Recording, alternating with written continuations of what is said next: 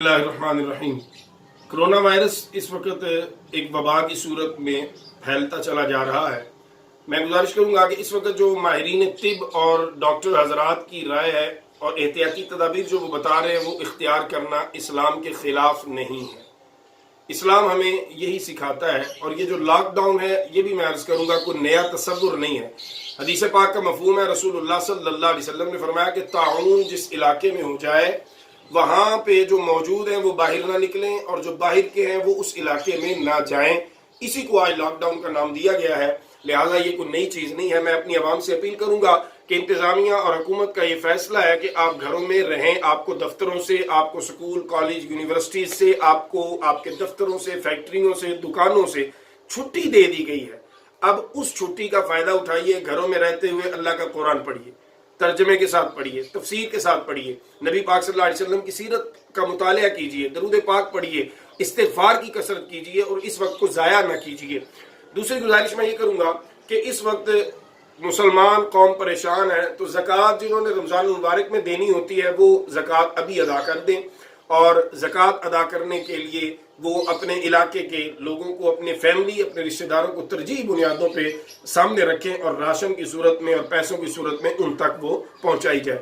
जो लोग उम्रा और हज का साल में कई बार उम्रे अदा करते हैं उनसे भी गुजारिश है कि अब आगे बढ़िए। वक़्त है रसूलुल्लाह सल्लल्लाहु अलैहि वसल्लम को राज़ी करने का, उनकी उम्मत की खिदमत कीजिए और छुप के कीजिए, फोटो बना के नहीं, वीडियो बना के नहीं, लोगों को दिखाने के लिए नहीं, अल्लाह और उसके रसूल की रजा के लिए कीजिए। फिर मैं गुजारिश करूंगा ज़ख़ीरा अंदोज़ों को कि देखो कितना कमा लोगे और जो कमाओगे वो कहाँ लेके जाओगे।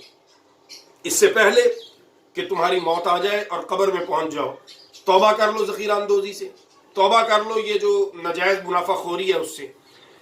एक 10 रुपए की चीज को 80 रुपए, 60 रुपए, 50 रुपए में बेचते हुए शर्म आपको महसूस नहीं होती? आपका ज़मीर अगर जिंदा है तो आपको लानत नहीं करता?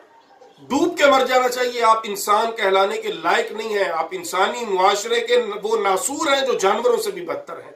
खुदारा इस वक्त इस नजायज हरामखोरी से तौबा कीजिए। और मैं अपने तमाम डॉक्टर हजरात को, बिलखसूस डॉक्टर उसामा रियाज जो शहीद हो गया कोरोना वायरस के मरीज को सेहतमंद बनाने के लिए कोशिश करते हुए, और तमाम डॉक्टर को, तमाम पैरामेडिक स्टाफ को, तमाम महकमा सेहत, तमाम जिला इंतजामिया, तमाम महकमों के वो लोग जो फ्रंट फुट पे इस वक्त मुकाबला कर रहे हैं कोरोना से, और पुलिस जिनको हम बहुत बुरा भला कहते हैं, जिन पे हम बड़े एतराजात उठाते हैं, जिनको बड़ा क्रिटिसाइज करते हैं, लेकिन आज वही पुलिस के जवान उसी तनख्वाह में आपके मुनाफाखोरों को नजायज उनको भी पकड़ रहे हैं, ज़ख़ीरा अंदोज़ों को भी पकड़ रहे हैं, आपके ग्राउंड भी खाली करवा रहे हैं, आपकी मार्केट्स भी बंद करवा रहे हैं, आपके मोहल्लों में फिर के आपके बच्चों को मिन्नतें कर रहे हैं कि घरों में बैठ जाइए। खुदारा हम इन तमाम को सलाम पेश करते हैं और मैं तमाम इंतजामिया को और हुकूमत को यकीन दिलाता हूँ कि आपके हर अच्छे काम में, हर अच्छे फैसले में हम आपके साथ हैं और इंशाअल्लाह